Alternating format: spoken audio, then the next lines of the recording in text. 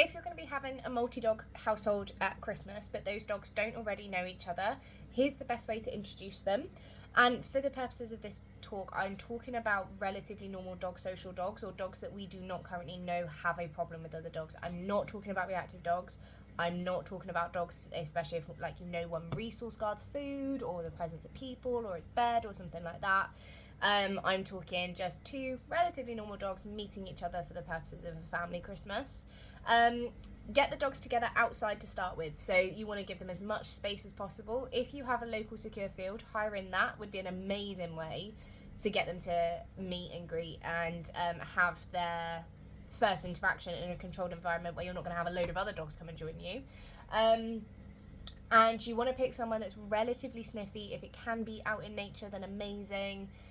You want to start with a lot of parallel walking, so both dogs will need to start with them sniffing, preferably different areas, so you don't want to both walk up to the same tree and let your dogs just sniff and then bump into each other, sort of thing. And then sort of follow the dogs. As long as they're both happy to move towards each other, then follow the dogs. If they are getting on, then you can let their leads off, as long as they're both safe to be off lead. And you want to aim for neutrality. Ideally, we don't want dogs, if our goal in a short space of time is to get the dogs playing and get them like rough and tumble, that's going to end quite badly.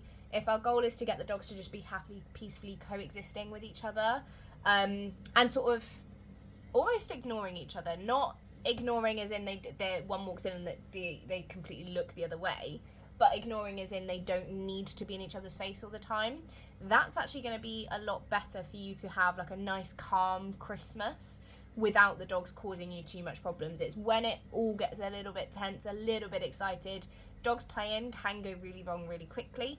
That's not to say if they're enjoying play that you should stop it, because it might go wrong. But if you have a short space of time to get the dogs to know each other, aim for sort of them ignoring each other in a tight space is your ideal that you want to work for. And then anything friendlier you get from that is amazing. So once you've done that and you've done your parallel walk outside, you want to bring the dogs into the house. You want to make sure that the house is resource free as much as possible. So no food bowls down, lots of water bowls down, and I would add more bowls than you've got per dog. So in the same space that the dogs are in, if you've got 2 dogs, I would have 3 water bowls, just to make sure that there's no conflict over having to go and get water or anyone likely to guard that space. Feed separately, and by separately I mean like different rooms behind baby gates, in crates. You want at least 1 barrier, preferably 2, between them at all times, especially if these dogs are both dogs that live, they're solo dogs in their normal homes, because if your dog only lives in a home by themselves, you can't really know if they resource guard food. It's not a scenario that comes up very often in day-to-day like dog owning life. So your dog may resource guard food from other dogs, but we may not know that because they've not been placed in that situation. The best way to get through Christmas without having a problem and a dust up over a bit of food on the floor is by feeding your dogs separately. On that note, if you're prepping food, having dogs in the room is a bit of a hazard, because they can get under feet, they can trip you up, it could cause a problem, and no one wants their dog to be the reason that the Christmas meal has gone sliding across the floor.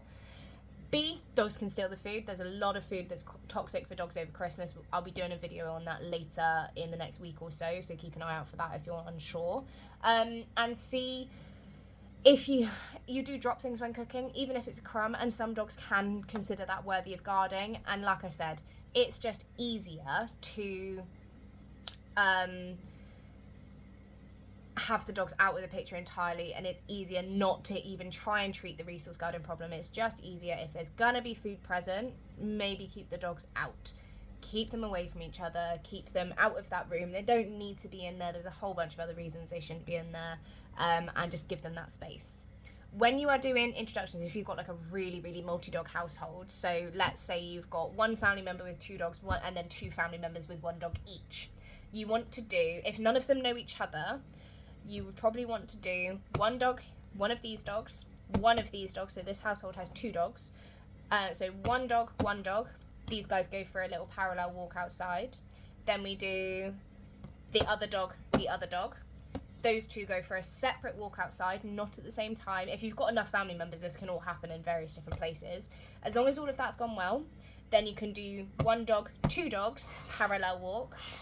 Then the other single dog, and then the 2 dogs, parallel walk, and then you bring them all together. So it's not a case of we're just piling them all in at the same time and doing that whole parallel walk all at the same time. Split it up, make it nice, and the simpler you make it and the less energy you put in to start with, the more successful it's likely to be. Good luck. I hope you have a wonderful Christmas.